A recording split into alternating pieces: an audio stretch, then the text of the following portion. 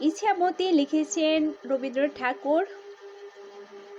যখন যেমন মনে করি তাই হতে পাই যদি, আমি তবে একখানি হই ইছামতি নদী। রইবে আমার দক্ষিণ ধারে সূর্য ওঠার পার, বায়ের ধারে সন্ধ্যেবেলায় নামবে অন্ধকার। আমি কইব মনের কথা দুই পাড়েরই সাথে, আধেক কথা দিনের বেলায় আধেক কথা রাতে।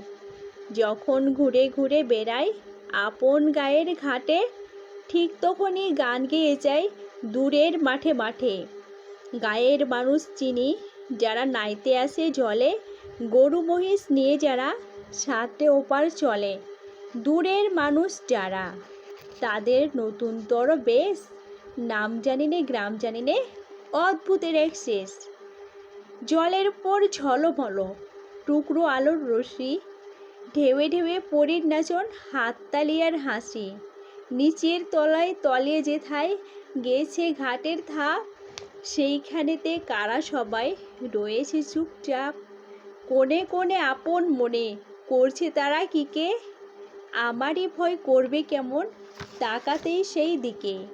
গায়ের লোকে চিনবে আমার একটুখানি কেবল, বাকি কোথায় হারিয়ে যাবে আমি সে কি জানি।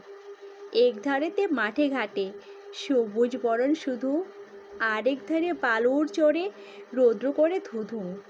দিনের বেলায় যাওয়া আসা, রাত্রিরে থমথম, ডাঙার পানে চেয়ে চেয়ে করবে গা ছমছম।